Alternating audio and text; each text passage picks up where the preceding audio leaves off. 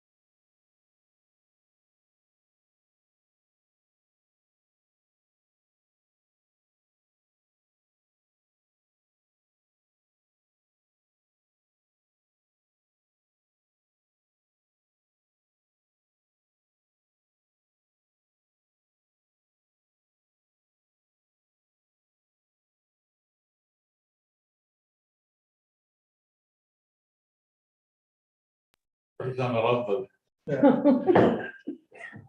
Okay, we're live, so we'll call the meeting to order. Of course, it's the approval of the agenda and order of business. I have no new items personally. Does anybody else? I know you have one. Thank you. Yes, I actually, starting at the top of the agenda, I have 2 committee reports. Social Public Library and Windsor County Senior Safety Partnership. Yeah. And I have a committee report. The EDUI committee.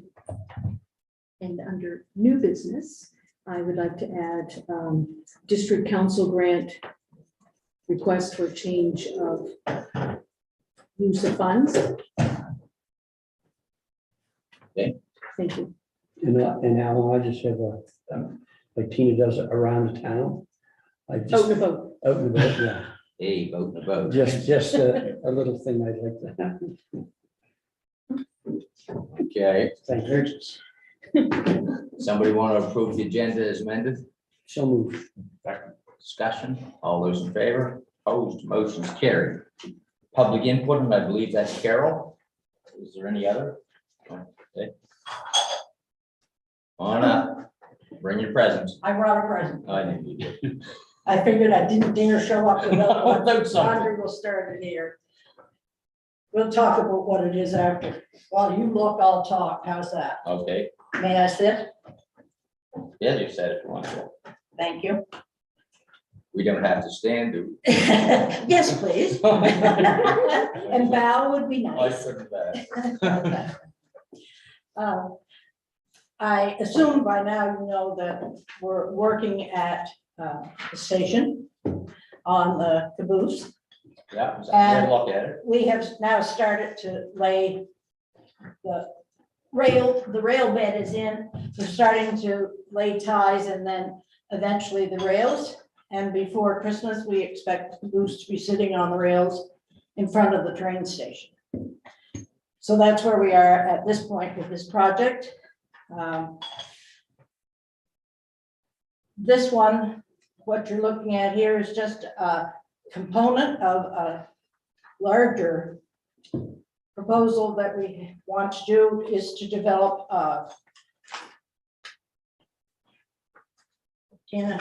let's start this way because you're the only one on this side. There you go, 2 for you. We want to take the train station or make the train station into a railway museum. We have a caboose now, and so we have a chance to, oh, sorry, Andre. We have a chance to make use of what's there. It's an 1805 building. Basically, as you can see from this picture, which is one of the older ones that we have, that it hasn't changed much. Very, very little. So the idea is to turn the freight shed into a museum, a display for the railway. And so this is a component, I suppose you would say, of what we want to do as the time goes on. So the project covered obtaining ownership of the land, which we're in the process of doing, because of now we lease it from the Department of Natural Resources. We have a 20-year lease. We're installing the caboose and the rails. We're putting the rails in and so forth. So that's part 1, if you will. Phase 2 is to install electricity in the freight shed, build an accessible ramp into the freight shed area, repair the damage to the bottom edges. It's needed to do for a while anyway. We want to install a handicap porta potty near the freight shed, which we think would be a benefit perhaps to both you and to us, as we don't have one at that area. We have lots of people looking for washrooms. Yeah. We want to, as I say, build the museum, build a viewing platform on the Smith Side Road of the freight shed, and install a seating area in between, with the hope that we can make use of that to do some lectures and talk about heritage. Yeah. So beyond that, this year's business, as you know, we did the 2 public ones, one for the Queen, one for Canada Day. Yeah. Both were highly successful. We've completed now the accessioning of the Blanford material, so it's all been scanned and databased and put away. The gazebo repair is finished. We're still waiting for a plaque that goes down there. I think we've been easier if we'd have chewed it with our teeth, but maybe. Anyway, we held a number of fundraising things, a beef supper in the spring. We continued to host the farmers market. We allowed the food bank to install a couple of their raised bed gardens at the station. They were looking for space.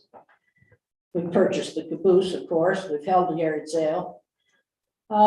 We've continued to collect obituaries and clippings and so forth. And this summer, the student that we had managed to sort. Yours and mine aren't in there yet, are they?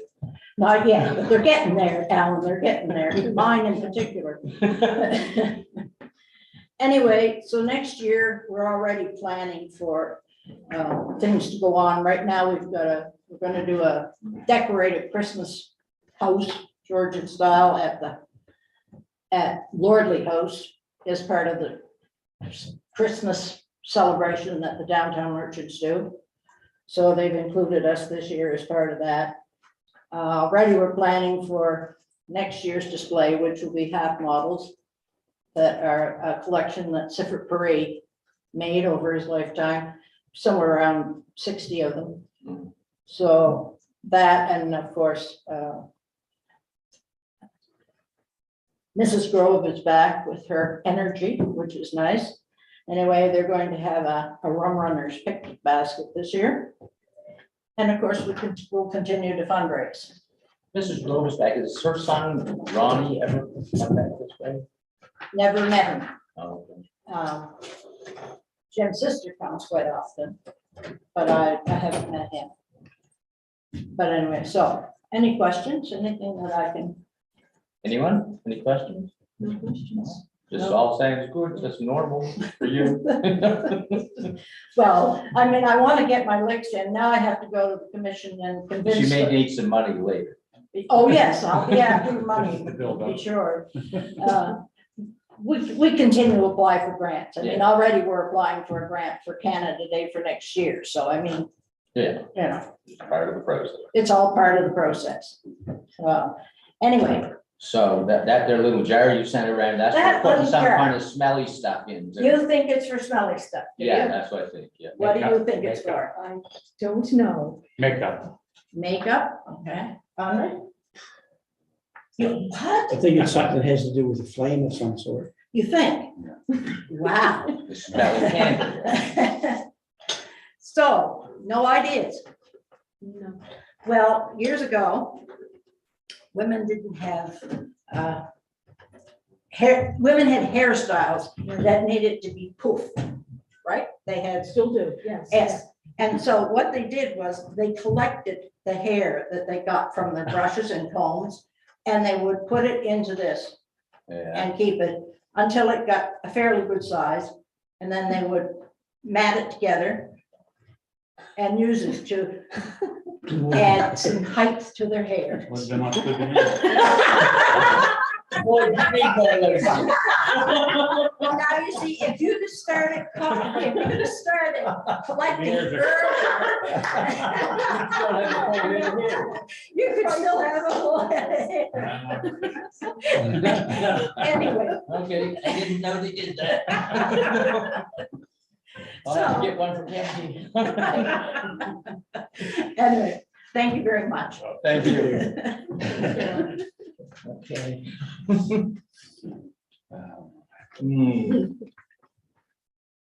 That's it for public input, Jonathan? Okay.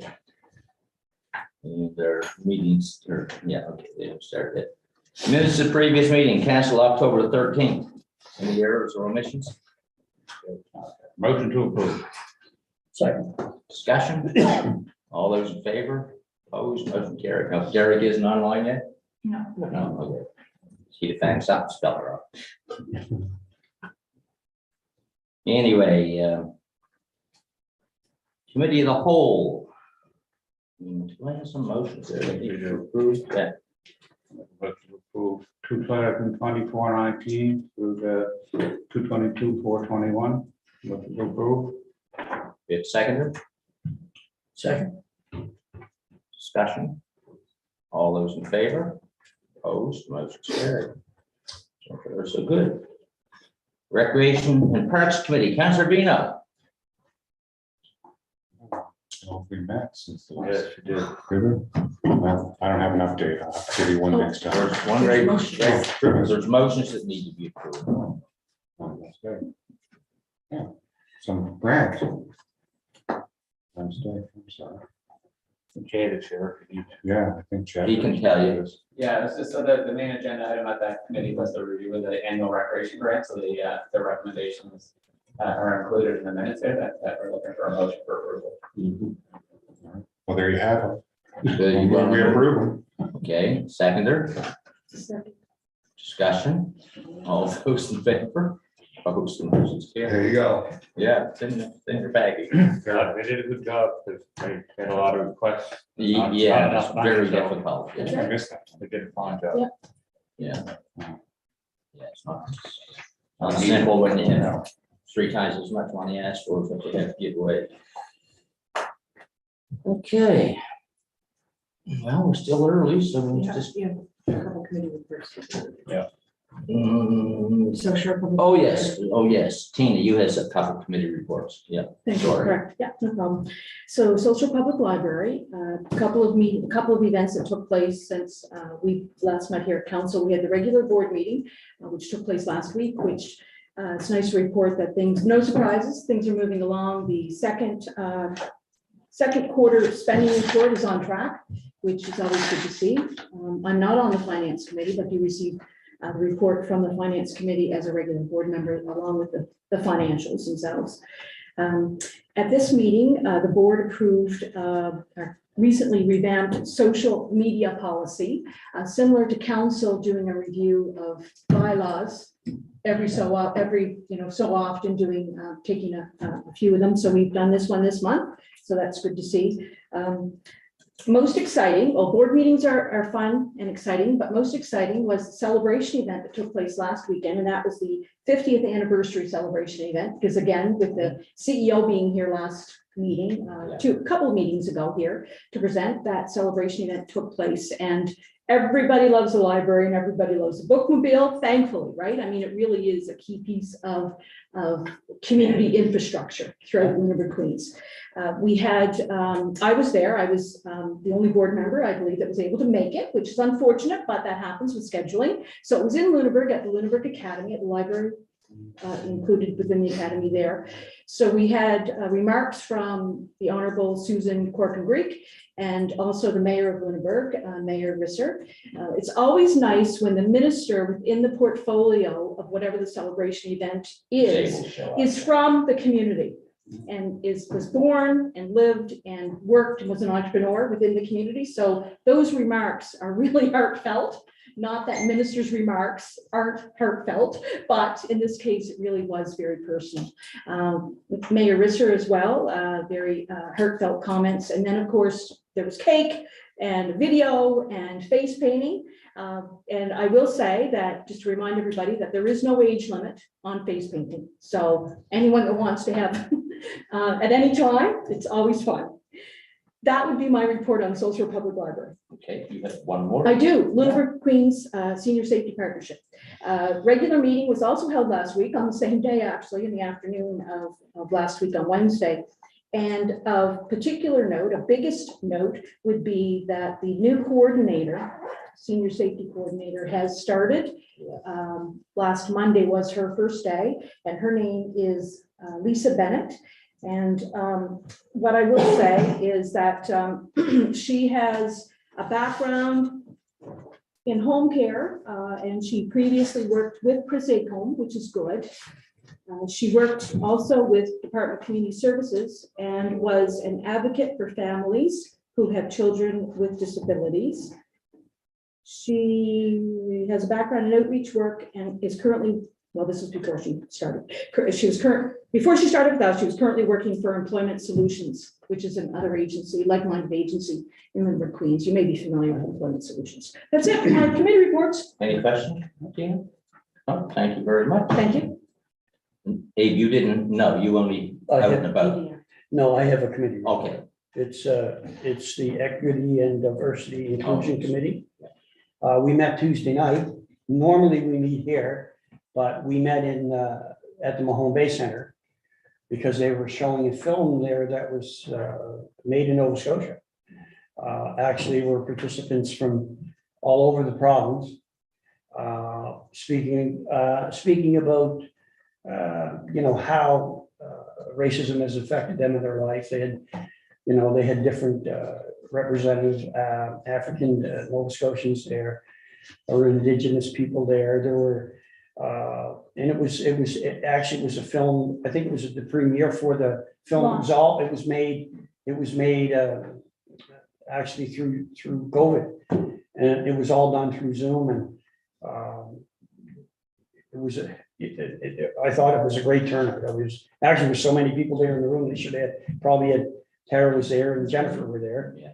And Pam was there. Sorry, Pam. And our committee was there. And By Tina, And Tina, by the time we found the room that we were supposed to have the meeting in, because the Mahone Bay Center, if you've ever been in there, it's like a maze. So anyway, we sort of had an informal meeting and, and then they had a discussion after the meeting and did some presentations. I left after the meeting. Maybe Tina could expand on the phone. So again, the four of us here on this side, we're all there. So it was wonderful. It was very impactful. It was very moving. I think it stayed with all of us for at least our drives home and maybe the majority of the next day, which was yesterday, of course, because we've had some emails come through from that. But it was I was so thankful that I attended, because sometimes you think, meeting and so on, but you never not go, of course, but it was going to be a shortened version of our committee meeting and then the film, but it was just tremendously impactful. That's all I can say. But I do think that we have discussions underway to possibly do a screening, viewing, or showing of the film as part of our go forward plans as an EDI committee. And I can see it happening now, whether it be at Forest Heights or somewhere central, things like that. And also Dawn Harwood Jones, who we all know and love from this community, is a producer of that. It's called What a Wonderful World. Yeah. That was, Yeah. I think it's on YouTube. It's just, but again, that would be it. So yeah. Thanks. Anything else? Any questions? Okay, thank you. I think that was it. for committee reports.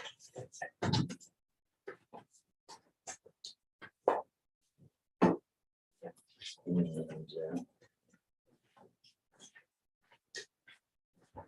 we don't have time to fit 7.1 in before it's, because our first appointment's 9:15, right? Maddie, I will get Fred. oh, I thought it was you. He's racing.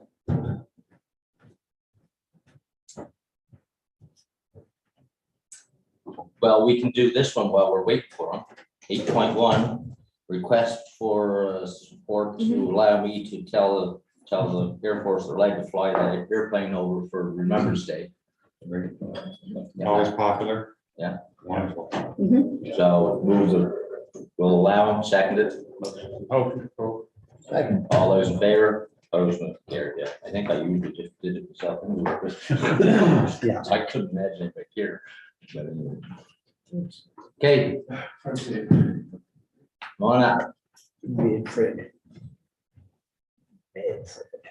Good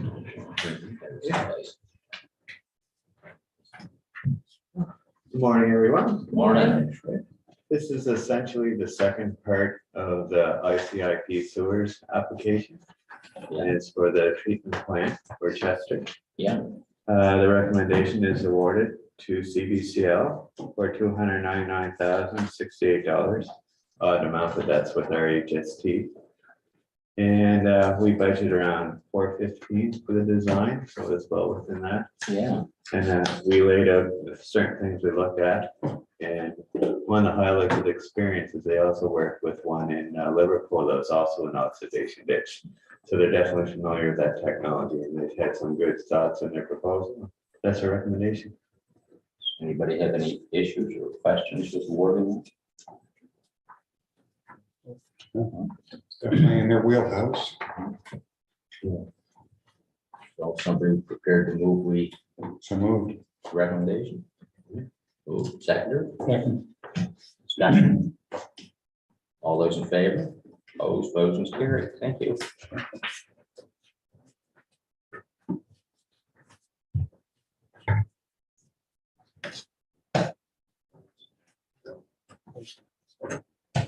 Well, we still have 7 minutes. Do you want to do the agenda planning item? Yep. Okay. So we've included an update, as we had said we would do at the last council meeting of the month.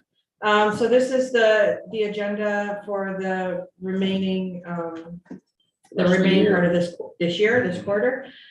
So we've highlighted the changes to it. Uniform sign program expansion planning has been added to a committee of the whole meeting in November. And then the Hubbard Streetscape has been put on there as well to council. They're coming in November.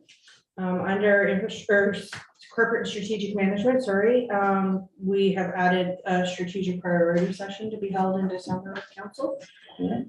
And then the only other two changes were under infrastructure and operations, and that's the accessibility facility audit to receive that report. And that will be in November. And then the central water and the Milco fire protection options will be coming to committee of the whole in December. And the fire advisory committee terms of reference you will see in December as well. We added the public moorings initiative under future priorities.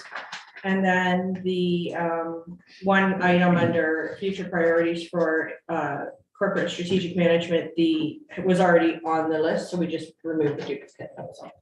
So those are the priorities that we're proposing for the rest of this year. Anybody, any issues with that? None whatsoever. Maybe this isn't the place, but I did hear from the fire departments Mhm. on terms of The terms of reference. reference. Yes, and they were supposed to meet tonight. They cannot, the fire chiefs. Yeah. And so they're gonna be a couple of weeks late in responding. I don't know if We they, got a message last night from Lyle, and they indicated that, so we had asked them to submit comments by November 10th. yeah, They indicated that they would be late doing that, so as long as, we're not on the schedule, I don't think, until, I think we've got us in December coming back. So hopefully that doesn't push that out any further. That should be still okay for. yeah, they couldn't get everybody together Yeah. for whatever reason. It's important. And they do have some issues. Yeah, I know, talk to my chief. Yeah, I'm sure we all have, yeah. Anyway, thank you.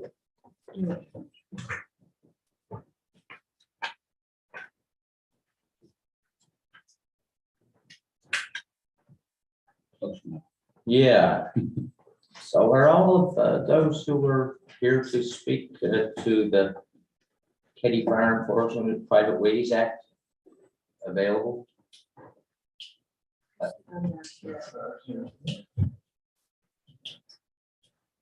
Kate, you ready? We hope so. Yeah. I'm like, I didn't call you back last night because I got the message and I already had received what you told me, you I know. made the bill up anyway. Yeah, I think Mr. Dunbar's meeting is the first appointment. okay.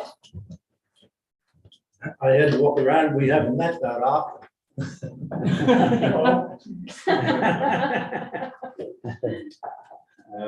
Good morning, everyone. Good morning. Uh, The floor is yours. So before I start, good morning, everybody. My name is Ian Dunbar and I represent the petitioner in this matter, which is M. Keddy Farm and Forest Limited. Before I started, I wanted to confirm that all of our letters are before council, or I should say our 2 letters and the one received earlier this week from Mr. Alders through his council. Yes. Yeah, and so I don't have to repeat a lot of what's said in there. So basically, we've brought a petition before council seeking to extend the benefit of a road and a right of way over a piece of property owned by Mr. Alders and Ruth Alders to certain properties owned by Keddy in Aldersville in Lunenburg County. Now, the 2 properties in question, one of them is a smaller property that's not part of a consolidated parcel. And that property is fully landlocked and has no right of way anywhere. This To one's access. owned by whom? Just. It's still owned by Keddy. Both properties are owned by Keddy, and the other is a consolidated property. And some of the properties that are within that bigger consolidated property do already have rights of way over the very road that we're talking about. So I think it's important to make clear at the outset, we're talking about not building a road. We're not talking about cutting down trees. We're not talking about, bulldozing anybody's house. It's an existing road that M. Keddy can already use. It's just that all of their properties don't have a recorded interest to use that right of way. Some do, Some do, some don't. That's pretty much it. And so my client, as you might have gathered from the name of the business and probably from your knowledge, is engaged in the forestry business and wants to be able to harvest timber from the remainder of the lot. Ultimately, my client also has an intention to develop in that area. And it's, these properties are on the shore of Hunts Lake. It's looks like a nice place to have a cottage. And my clients ultimately would like to be able to do that. But of course, you can only offer a development if there's an ability to access the property. And so that's why my client's interested in obtaining a right of way, and that's really where it would be located. The other thing to know is that, this is we recognize this is an unusual process, and it's not every day that council gets a request like this. Never heard of it before in my life, but that's. And it's interesting. So not to get too legal here today, but there's a case from 2010, and that's the one that we've cited a few different times, and I think so did my friend on the other side, involving Dr. Cron in Halifax. And that was where the court was asked to decide, is this a process that can be used? Is this a process that, in that case, HRM Council is allowed to use to do this very thing that we're requesting here today? And in that case, the council was being asked to basically take somebody's land, a private residential piece of property, and put a driveway clear across it where there was no right of way whatsoever. And the court decided, absolutely, this is still good legislation. It doesn't come up a lot, but it's not an expropriation. And it's something that is within the powers of council to do. And in that very case, what happened? Halifax ended up creating that driveway and did put the right of way directly across that property against the protests of the property owner. And why did they do that? Well, because otherwise the property in question wouldn't have access. And so it's a very limited use statute. It's a statute that exists to allow for a solution where someone is refusing or unreasonably refusing to agree to put a right of way voluntarily over their land, but one's needed to economically use the land productively for the benefit of the greater area. And so, I think it was said in Mr. Alder's submission that, well, that's the only case. Well, that's not true. And in fact, I have here a staff report from HRM again, probably where these things have come up most, and it's from May of this year. And it involves a very similar situation where there are landlocked properties. They approached the property owner to try to get a right of way to say, look, we need access to these properties. And they said no. So they went to HRM Council, and the staff report, it's very much in its infancy, but the staff report says we recommend proceeding and appointing a commissioner, the very same thing that we're asking you to do here today. So there is precedent for this. This isn't, a one-off or one situation. This is the very type of situation where council should be involved. So what are the high points? Well, they're outlined in my letter of yesterday, but the key points from our perspective are this. Number one, and most important, is my client will pay all the costs. All the costs. Yeah. And what is that cost here today? Well, the first step is appointing a commissioner basically to investigate this and provide council with a fulsome report saying, what is the full situation? You're not hearing it from me, for my client, you're not hearing it from Mr. Alder's counsel for his client. Independent. It's independent, and it's an independent report to say, look, this is the real situation and this is what we feel happened. My client will pay that cost. It's entirely possible that report will say, we don't think there should be a right of way. And if that's what it will be, then that's what it will be. And my client is prepared to accept that outcome if that's what it will be. It's also possible the report says there should be a right of way and here's where it should go. And it's possible it doesn't go where we say it should go. That's another possible outcome. But it's also possible that that the commissioner does say, look, we believe that the best place for this right of way is across the existing access road that currently only benefits a portion of the consolidated parcel, according to the registry. So that cost is paid by my client. And the next step is not, we're not asking council to create a right of way here today. And that's the other very important thing. We're simply saying we would like to move to the next step, which is to appoint that commissioner to do that investigation at my client's cost, not to decide here and now that there should be a right of way or where that should be. Just to get a report from. Just to get a report to be placed before council, exactly. Another critical point, I've already mentioned it, is of course that this is an existing road with an existing right of way running over vacant land. It's running over vacant land. So if you think about it as far as intrusion into somebody's property rights and their use of their property, this isn't going through somebody's backyard. This is a road that's already there. It's already got trucks on it. And it's ultimately not being used for any other purpose. It's also important to note that my client has tried and failed to be able to reach an agreement with Mr. Alders. I already put before council in my correspondence of yesterday, the correspondence that we had received demanding $25,000 a month as a tariff for that road.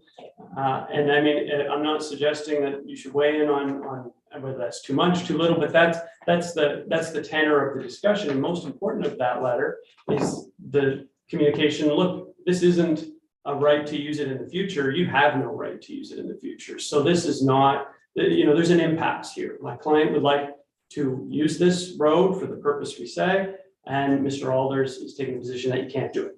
And so that's where, there's a deadlock, and we would like to engage the Private Ways Act to do it. So that's all I was here to say today, but I'm happy to answer any questions that council may have about the petition or anything surrounding it. I don't have any myself at the moment, but yeah.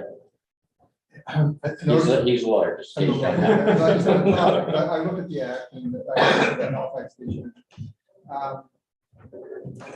The act mentions that the petitioner would be ultimately responsible for the cost of the compensation paid to the property owner and the cost. It doesn't mention anything else about other costs, like the commission. I thought that was a curious omission. Now, it's good that you offered to pay, but I was wondering, any thoughts on why the act is silent on that, or are there other cases where the petitioner is paid?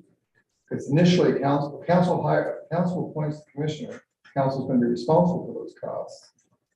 That's right. So what the act says is that there's an ability to reach an agreement with the petitioner for full indemnity for the costs.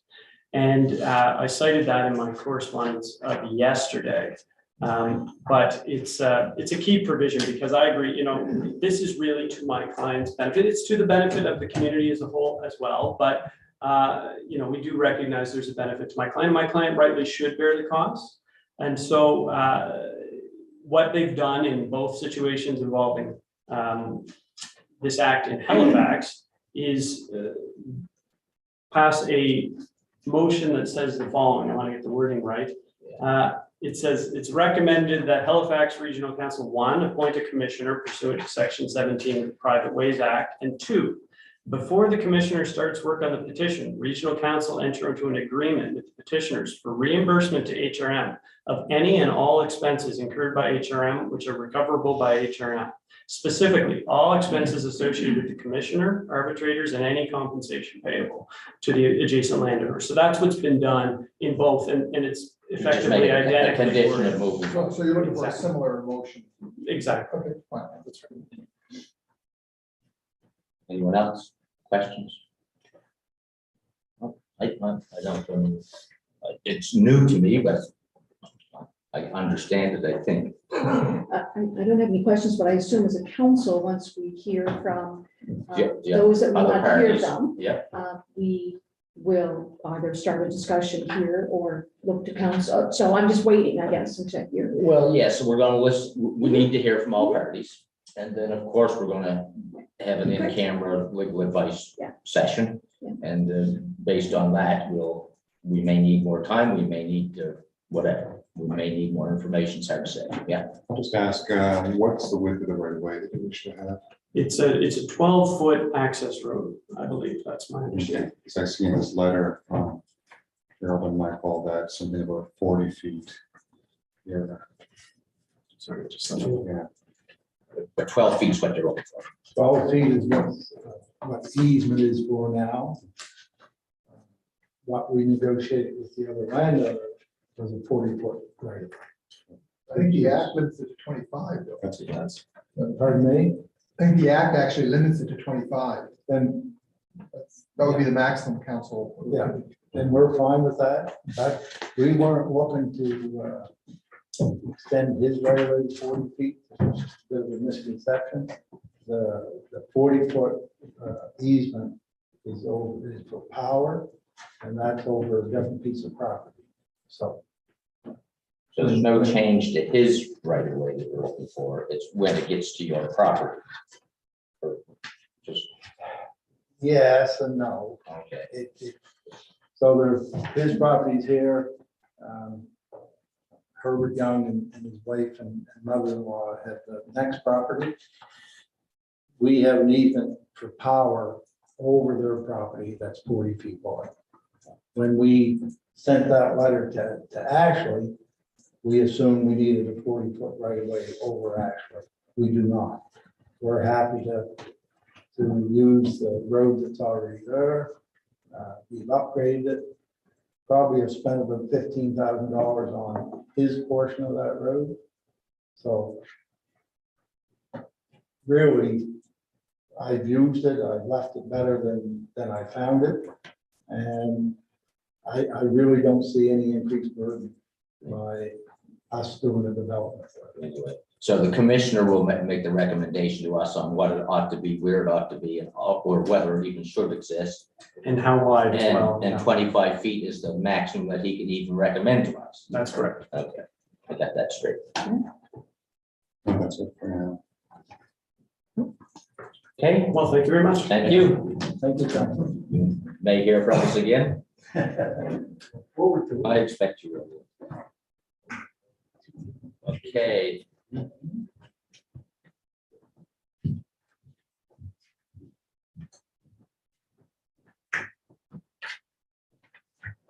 Morning. Good morning, council. I'm going to give the majority of my time to my client, Mr. Alders. My name is Nick Moore. I represent Mr. Alders, or my firm has represented him in this ongoing dispute.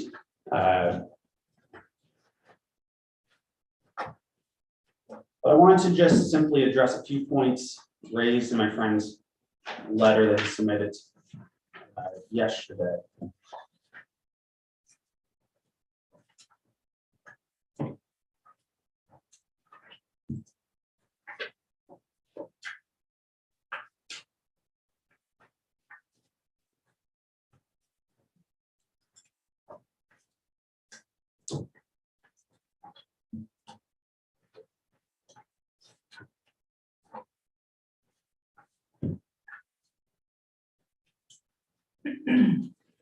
So the backstory to this really is it starts quite a while ago, starts about a year ago that this alleged trespassing started to occur. The letter that was provided in yesterday's letter from my friend, Mr. Dunbar, that was the second letter that was sent to Keddy's regarding the continued use. My understanding is most of the wood has already been taken off of the, what we call it, the Russell property, the property that doesn't have a legal right of way. And that our bigger concern, including all the timber that was taken off without the proper use of the right of way, which then damaged the road, and that's part of the repairs that Keddy's had performed to the road, is that this cottage development for the pure profit of Keddy is going to greatly extend the burden over my client's parcel, creating liability of many other users down the road when the people purchase these properties, these cottages, in order to access over Mr. Alder's right away. And I want to just turn to this letter as I was disappointed to see that it was suggested that there was many inaccuracies. I don't believe there's any inaccuracies in the quality of my letter to council. The main case around using the Private Ways Act in recent memory is the Cron case. Dr. Cron owned the property, and it was the Miss Sutherland who was seeking this petition. This was a long-standing issue dating back to the 60s. It was complicated. They actually sought a petition. It turned out that the Crons did not actually own the land over which they wanted the right of way. And that's where the license was given. To suggest that there was no driveway over the Dr. Cron's property is simply inaccurate. There was a driveway, and as soon as that license expired, Dr. Cron actually went in and filled over the driveway, planted a flower bed. And that's why that was the impetus to them then pursuing this. There was a couple of articles in CBC at the time as well, which explains the background, which you can certainly find online. So there's certainly the sympathy for Ms. Sutherland seeking this driveway, which was the traditional access to the property. And that case is completely distinguishable. This is not a situation where there's a house back in the woods that requires a right to get to. This is about developing cottage lots for the profit of the company. And so Mr. Dunbar wants to frame this as this is simply just about appointing a commissioner. This is not simply about appointing a commissioner. This is about whether it's appropriate to appoint a commissioner and whether the council uses their discretion to engage with this application at this stage, or to appoint a commissioner and engage it at a later stage.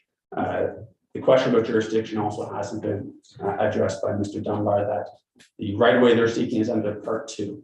I would submit that in order to obtain a right of way for the silviculture, the forestry, and the timber removal, that was required under Part 1, which is to the province. And that's not where this petition has been made. Finally, there's a suggestion that one of the properties that they cannot access over doesn't have a recorded right of way. I simply want to point that out to council, that the parcel that they're referring to, that they reviewed the deed of, is a parcel that is not recorded in the registry system. So there's nothing that could be registered on that parcel because it hasn't been migrated. As many property lawyers know, these type of right of ways may exist, but may not be in the most recent deed. And so without performing that title search and providing council with that evidence, or perhaps even providing the commission with that evidence, one cannot know if there are legal access. Simply put, the Keddys are putting the cart before the horse in this matter, that there just isn't the appropriate foundation to even decide whether or not they need this access, even in respect of the ongoing litigation. So just so I understand, you're suggesting that there may possibly be a right of way in existence already? What I'm You saying, don't know for sure. what I'm saying is I performed a cursory title search Yes. of their properties, which is not my job to do. They certainly, in these type of litigations, need to present the evidence. They have that burden of proof.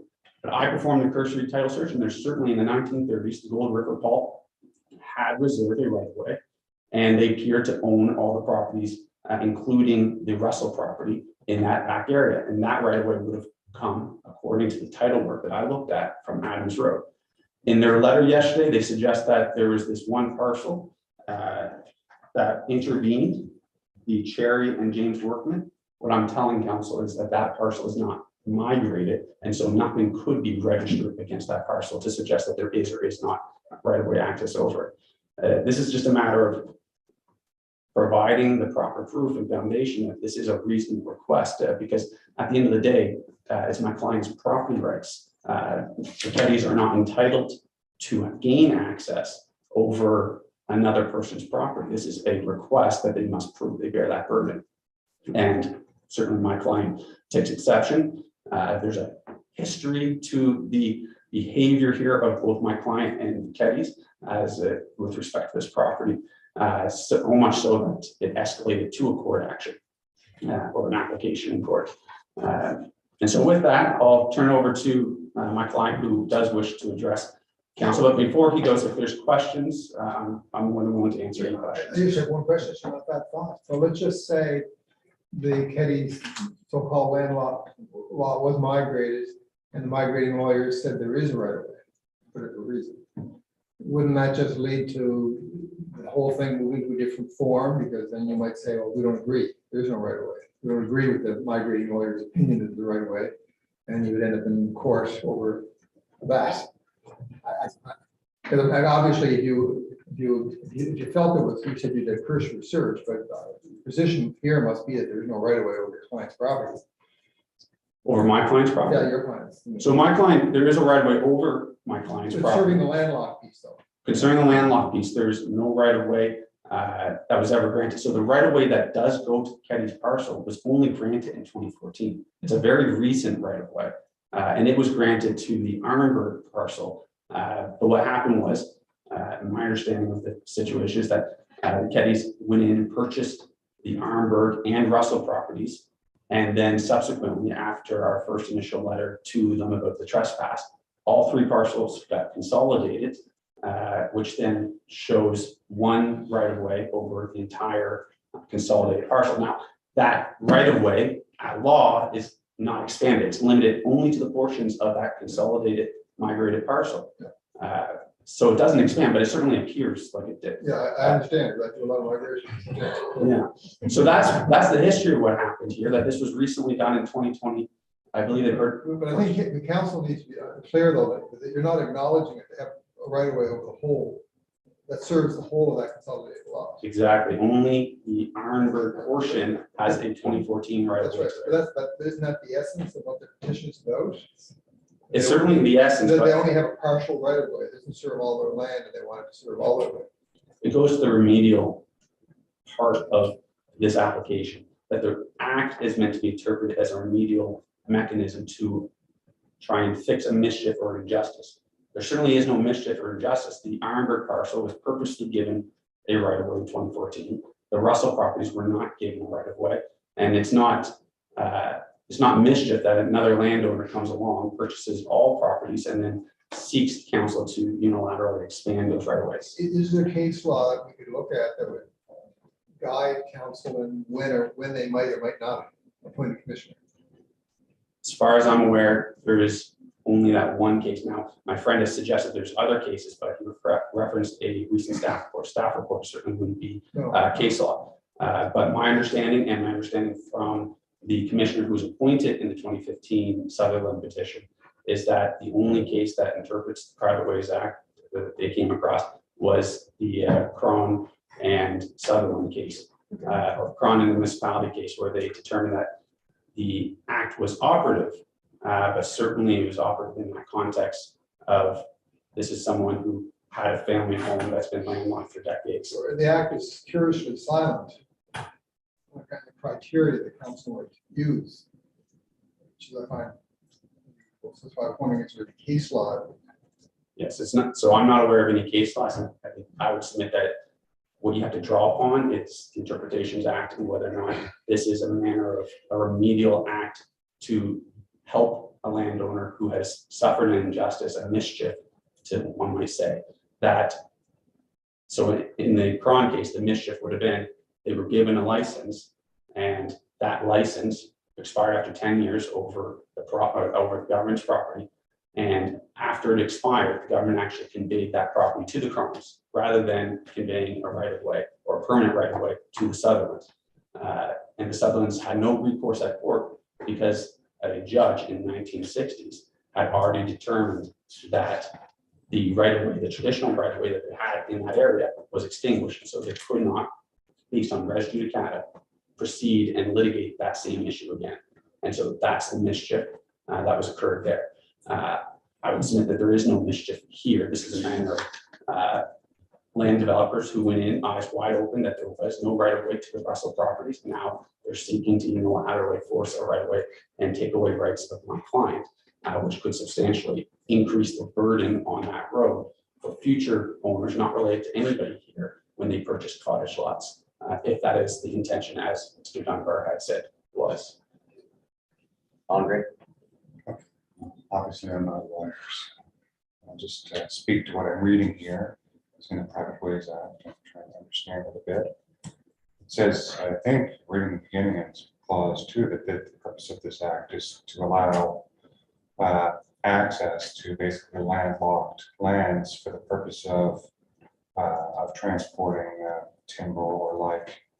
And I don't see anything that discusses mischief or anything like that. So that's a great point. That is in part 1 of the act, and a petition under part 1 would have to be made to the governor council. That's where I say council does not have jurisdiction to entertain an application for forestry purposes. That's an application that's properly presented to the governor and council of the province. Part 2 is the petition that is here.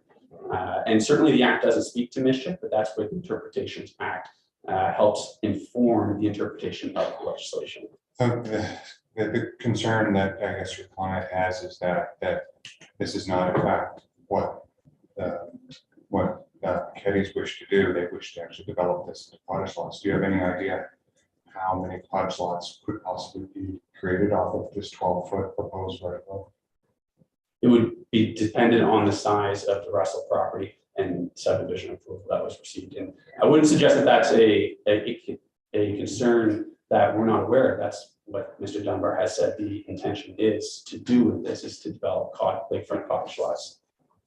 I think there's a requirement to have road frontage for lots that are created in this municipality. Subdivision. Yeah, so in order to create such lots, you would have to have road frontage on a public road. So a 12-foot right of way would not be adequate to create such lots. Are you aware of this? So it would be dependent on what they're ultimately seeking here. If we're concerned they're trying to expand the right of way beyond which, or to make such able to provide these lakefront cottages. But if it's not possible under our land use bylaws to create lakefront cottages with a 12-foot right of way. Or 25 feet. Does that assuage the concerns of your client? Any significant subdivision requires a 66-foot right of way. That's correct. And any lot that's created outside of that would require 20 feet of road frontage on a public road. Are you aware of this? If this is the case, then I'm not sure what the purpose of the petition to the municipal council would be, as clearly if it's about forestry purposes, it would be more properly presented to the governor and council for the province to grant this petition. But certainly the only reason to present this to the municipal council is an attempt to develop lakefront cottage lots. They're very. In my business, this is what I do. I fail to see how he could create lakefront cottage lots with a 12-foot right of way. Or 25 for that matter. Mhm. In which case, I'll let my client address whether that helps his concern. But certainly then it begs the question, what is the purpose of this petition? Yeah, I think that's exactly, that's it. Why do the petition? If they can't do lots, it's not under the proper part. You know, it's not, if they're gonna do timber extraction, it should be under part one and not this part, it would be my feeling. That's why we're all having. That's why we're here. But if you want to pass these around, take a look at photo one, and if you look at the first photo in the, after the survey plan, you'll see the timber that's been extracted already. There's not a lot of timber left.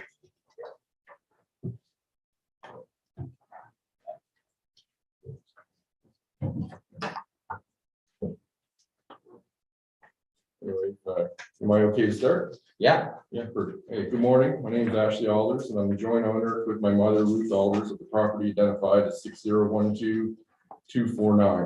My mother's 78, and she had some mobility issues, so unfortunately, she wasn't able to make the trip out this morning for the meeting. I thank you for the opportunity to address council in regards to the petition to initiate the Private Ways Act presented by McGinnis Cooper on behalf of Kitty Farm Forestry Limited to extend the right of way to the portions of 6012-231, formerly 3 PIDs prior to the consolidation. These properties do not have a recorded right of way over my property to use the Hunts Lake Road or the Woods Road, a matter that is already in the litigation process before the Supreme Court pertaining to the formal Russell-owned land 601234886 and PID 601234994, as indicated on the survey plan that I just handed out. I'll refer to these going forward as the lakeside properties. One court date has been completed earlier in the summer with another date set for the end of January 2023. There's an interim order in place to prevent the continued trespass of Kitty Farm Forestry Limited, their agents, employees, and contractors from accessing the lakeside properties for all forestry and development purposes until January 30th, 2023. Nick has provided the relevant court filings to council in advance of the meeting. I believe you guys have all received those. An additional adjacent property had since been acquired in 2022, identified as PID 601222132, and I'll refer to that as the North Russell property. I've not been contacted in regards to providing an access for the North Russell property, nor has any offer of compensation been made. It is impossible to be in agreement or disagreement when there's no offer. Unless Kitty Farm Forestry Limited concedes the current litigation, this petition should not move forward, as they have claimed in the lawsuit to have a right of way. So they shouldn't be in a position to petition a right of way unless they consent to judgment in the Supreme Court case. Both arguments cannot be true. I'm here today to ask you not to approve the petition presented by McGinnis Cooper to initiate this obscure piece of legislation that is the Private Ways Act, and initiate a process that appears to be only used a couple times. What's being petitioned here today is a situation of a corporation wanting to use a municipality for its own commercial purposes to retroactively enact a piece of legislation to force a right-of-way agreement on two private landowners. As far as timber removal is concerned, the corporation has already trespassed and removed the timber from the land. And you can see that from the first photo there that, you know, there's not a lot left there on those Russell properties. I want to call it what it is. This is Kitty's using timber extraction as a guise to obtain a right of way to develop lake lots for cottages and substantially increase the traffic on the existing private roads for their own profit. Kitty's are now seeking any means possible to gain illegal access to the required land so they can continue to profit from forestry and development activities.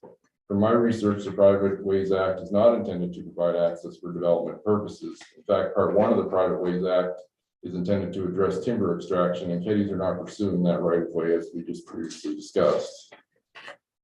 I was first approached by Michael Ketty and Herbie Young at my cottage in the Hunts Lake in fall of 2020. Michael told me he was interested in purchasing the two Russell properties that bordered the lake and wanted to know if I was interested in selling him a right of way to access those properties using my existing roads if he went forward with the purchase. I explicitly told him no, that I wasn't interested in giving any more rights of ways over my property. This company proceeded to purchase the two lakeside Russell properties along with the adjacent parcel PID 601223, previously owned by Gerald Armberg, that contained the only legal right of way and which is now the PID number identifying a consolidated parcel. Based on Michael Ketty's explicit knowledge of the properties did not have a right of way prior to his purchase, it would appear disingenuous that Mr. Ketty would go ahead and purchase and use the municipality to circumvent commercial relations between private citizens. In these circumstances, it would be inappropriate for the municipality to step in and essentially arbitrate a property dispute between private citizens. When I arrived from Alberta in mid-June 2021, I witnessed firsthand the newly extended roads and timber extraction activities in progress. I had a conversation along the access road with Gerald Ketty where he explained that they were logging, and I expressed to him that he didn't have permission to do those activities over my property. Gerald told me he intended to keep on going regardless. The message has been clear since the beginning and continued throughout subsequent meetings that Kettys are going to do what they want, regardless if they have my permission or not. After initially being told by Gerald Ketty that providing compensation to me wasn't required while handing me a copy of the Private Ways Act, what I considered to be a low offer for compensation was eventually offered, which I declined. I was told by Gerald that he did not negotiate and I should take the offer because he would do what they want anyway. Second, slightly higher offer presented to me as a goodwill offering would follow later in the summer that was given conditions of a wider access, shared maintenance to the access road, and to install an upgraded gate, which I also declined. I was open to grant a temporary access for timber removal, but this was not acceptable to Kettys. A couple letters were sent by my lawyer over the summer to cease the trespass. One of those letters requesting a larger compensation to cover 8 months of extensive use for timber extraction and new road development. This letter was ignored by Kettys. Any number not suggested by Kettys is deemed unreasonable. So far, they've trespassed for profit and then come and told me what it was worth to me. I was told by Kettys and their contractors and the lawyers that the lawyers' letters weren't worth the paper that they were written on, and that only a court order would stop them. I was even given a legal lecture by a contracted truck driver while I was parked on my own property. At this point, I was forced to take them to court.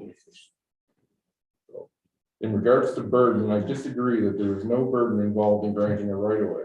By definition, adding a right-of-way to a property is a burden to the grantor of that easement and a benefit to the grantee. Some of the burdens in this case include increased commercial vehicle traffic for myself and other cottage owners who use the first part of the access road. Exhibit 2 shows the kind of traffic that was on there last summer. Interference with the quiet enjoyment and safe access to my property due to large trucks and equipment traveling through it. Noise disruption to myself and other cottage owners from chainsaws, trucks, and other heavy equipment, and damage to roads and the effort and cost to try and get that damage repaired. Conflicts that arise from road damage in shared areas and who is responsible to repair it. And most importantly, residential or recreational lakeside cottage development would have permanent traffic and liability implications.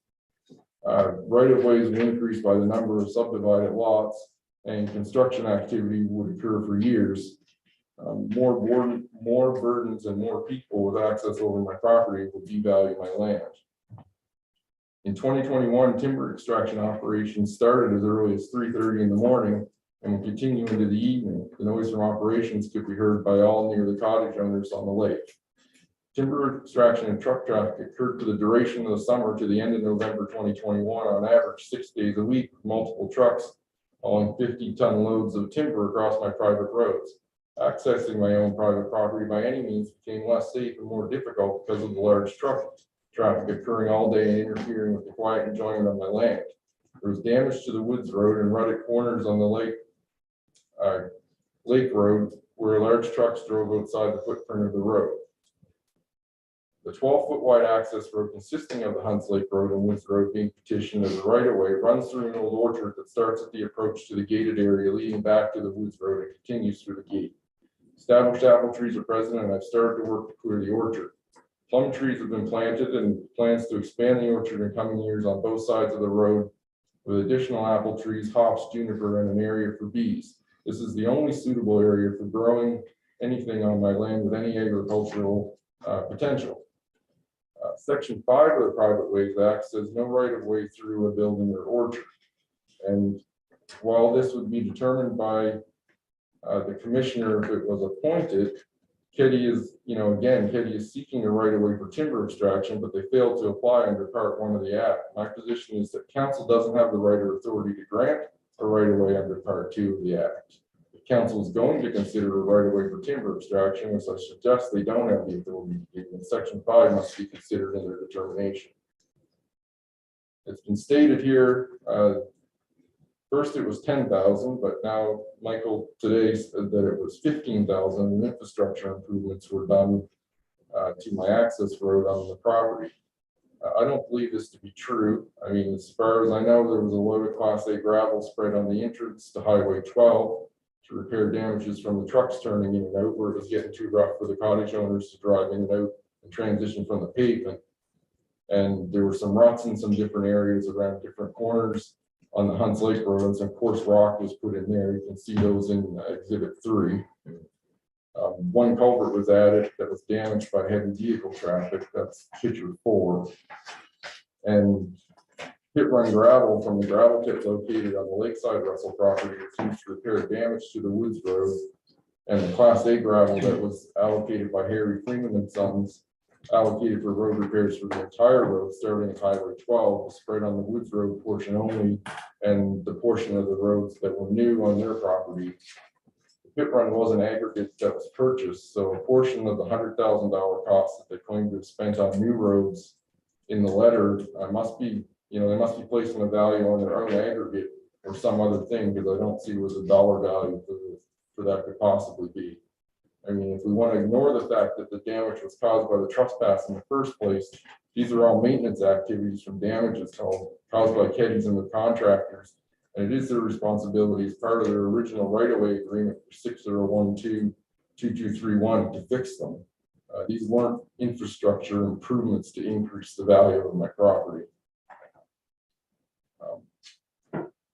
Nick spoke about the lakeside properties coming from the Gold River Pulpwood Company. I don't need to speak about that again. I guess my only question is if there was a right of way that was registered when I was at the land registry for those 2 properties prior to the consolidation. So I guess my only question is why do they need to apply for this if there's already right of ways that were, registered in the land registry for those parcels. My mother and I aren't the sole landowners surrounding the properties purchased by the Keddies, and there's a number of partial roads on other properties, surrounding them that connect up with those properties or head towards them. So there seems that there were other options to pursue prior to the purchase of the property that could have been, done, and they didn't have to purchase it with no right of way. They could have got one before they bought it. So, and they had $100,000 to spend on roads. They could have built those roads somewhere else. They didn't have to go, where they put them. It seems like it's a lack of planning on their part, and now all of a sudden it's an emergency on my part to try and fix whatever issues they have for not having a right of way. MKD, just to summarize this, they invested in the land and infrastructure knowing they didn't have the legal right to access them over my property. I was upfront and made it clear in the presence of Herbie Young in 2020 before Michael purchased any of the properties that there were not sufficient right-of-ways in place to access those properties over the Hunts Lake Road and connecting Woods Road. I wasn't interested in providing any access over my land or road to the parcels he was interested in purchasing. I haven't been approached in regards to the North Russell property that was acquired this year, so I can't agree or disagree with that because there's no offer. And there's lots of other adjacent landowners, that could be approached for ways in to those properties. I feel that this is a private land dispute to use access roads that are not controlled by the municipality. The issue is currently being litigated before the Supreme Court. Personal costs incurred to date to pursue this matter in the court system is substantial, as well as the ongoing emotional stress. How much more stress should 2 people have to be put through to defend their basic rights as property owners? As a private landowner, you should have the right to decide how your property is used, who uses it, and what level of compensation is adequate to change that use.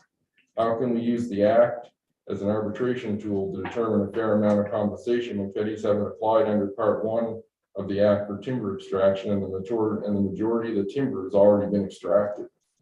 I need you to ask yourselves when making this decision, if this was your property, would you want outside people in your community deciding to initiate a process that could force an unwanted right-of-way over your private property that will burden that property and you as an owner, change the way the property is used forever, and provide no long-term benefit to you as an owner? Also, a corporation can make money. That is the result of the precedent you will set by approving the petition. Lastly, and most importantly, this was presented initially as a poor guise to obtain a right-of-way to the lakefront lots to be subdivided, to be conveyed for building cottages and permanently increasing the traffic on my private roads with no oversight, all for the sole profit of Kitty Farm and Forestry Limited. With this in mind, there's been absolutely no reasonable offer or discussion from Kitty about me for permanently extending the right of way of potential dozen lakefront properties. Please let the Supreme Court do its job and decide on the matter. It's there to protect the rights of all citizens. Thank you. Just so I'm clear, this is already in the court system. It is, the hearing is set for the end of January 2023. So the judge will determine at that time, or shortly after that, that's when the submissions were made. Yeah, but I see Michael saying it's not, so whatever, yeah. And that, I think it's an important point, because this is a matter before the courts. The court is gonna make a ruling, say, within the next 6 months. Just my initial thoughts would be, well, why would we let the courts decide and then see what happens afterwards? For clarity, I think the lawyer in front of me could be quite clear too.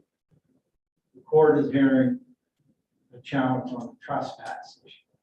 Oh. Yes. On the right of way issue.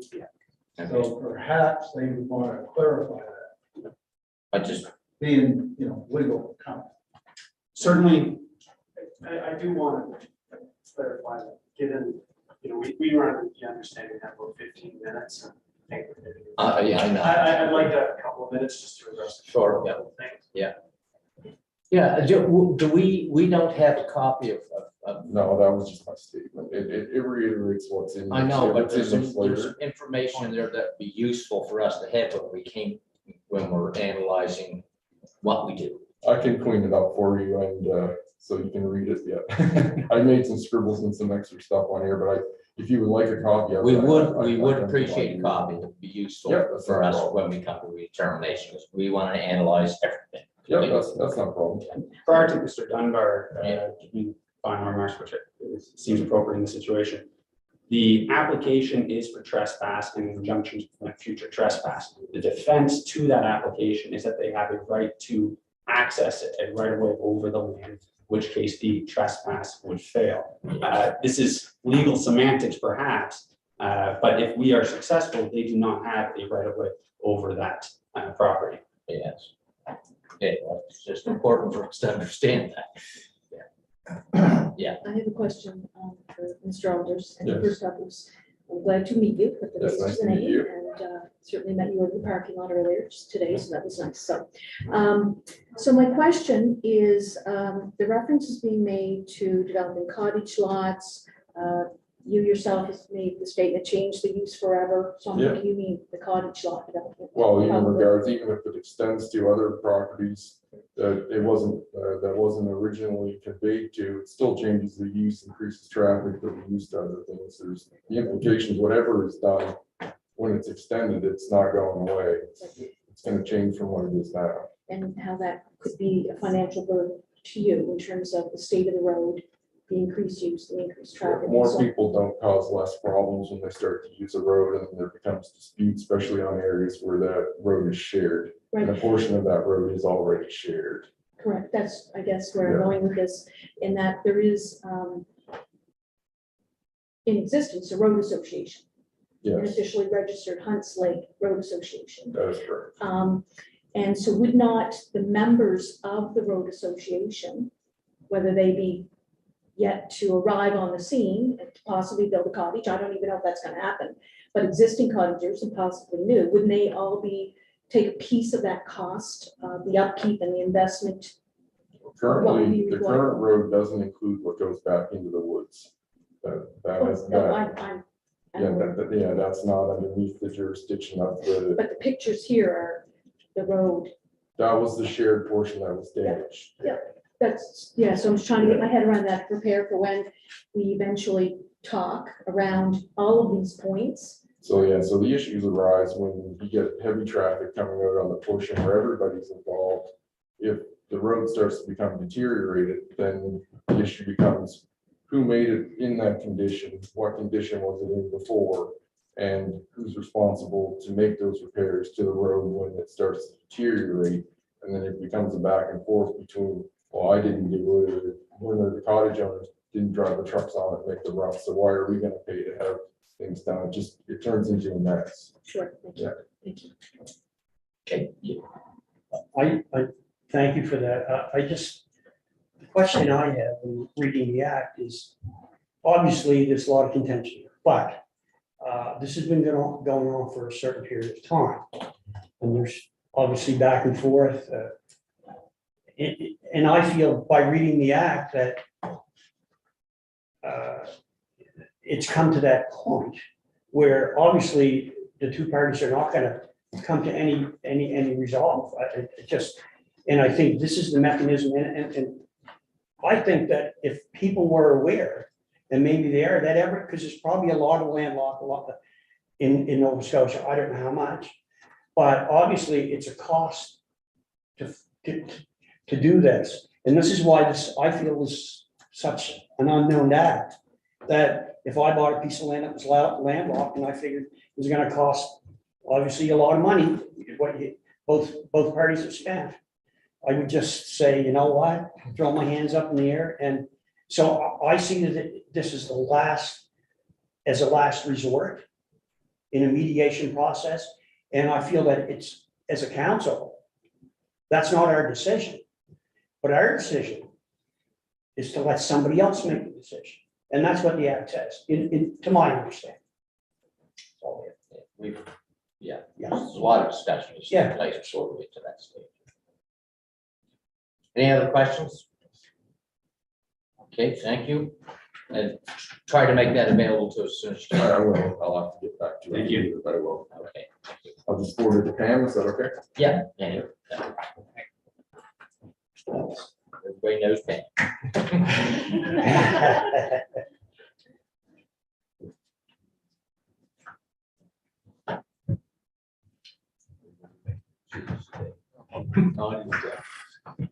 I'm going to try not to use very much more of your time, but I think there's a few things that need to be said. There is an existing court action. It's a court action brought by Mr. Alders against my client for trespass. Yeah. There's two outcomes that can follow from that. Either there isn't a trespass, and the consequence of that is if the council has appointed a commissioner to review the issue at my client's expense, and it turns out that there is no trespass, that commissioner's effort will be wasted, but that's my client's cost to bear. Yeah. Okay? If the trespass action succeeds, the commissioner is exactly where they should be, and they're a little bit earlier than they would be if it was deferred pending the outcome of the court action. So there's no reason other than my client saving money, and they're prepared to incur that cost to defer that here today. There's no question of stepping on the court's jurisdiction or anything like that. That's just simply not in the cards.